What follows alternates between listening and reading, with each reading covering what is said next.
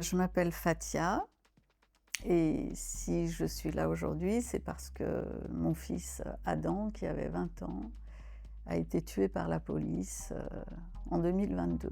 Alors que les faits se sont déroulés sur un parking d'un centre commercial équipé d'une vidéosurveillance, on nous a dit qu'il n'y avait pas d'image exploitable des événements. Là, on s'est trouvé tout de suite en face d'une grande difficulté, celle que le seul récit qu'on avait était celui des 4 policiers donc, qui formaient cette brigade. Les experts, de leur côté, se sont contentés en fait de démontrer la plausibilité du récit des policiers, sans y arriver toujours, et en laissant de nombreuses questions en suspens.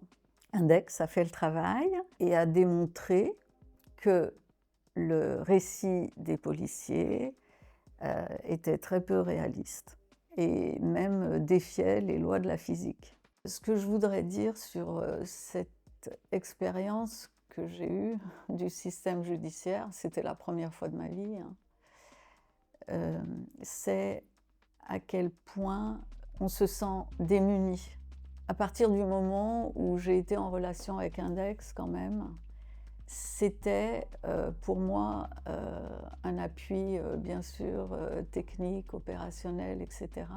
Mais même sur le plan humain, ça m'a soulagée, ça m'a permis de penser que je pouvais être soutenue dans ce combat pour la recherche de la vérité, parce que Index, dans son travail, ne fait que faire advenir la manifestation de la vérité. La nécessité d'une organisation telle qu'Index, elle est là parce que personne ne fait le travail qu'Index fait en fait. C'est d'un intérêt public absolu. Il faut aider Index. Il faut donner pour permettre à Index de continuer à faire son travail sans solliciter les victimes, les personnes qui ont besoin d'eux pour être rémunérées.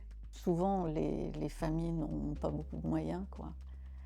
Et le fait qu'ils puissent bénéficier du secours d'Index, ça ne peut passer que par la solidarité du collectif. Donc moi je donne et je continuerai à donner, puis j'invite tout le monde à le faire.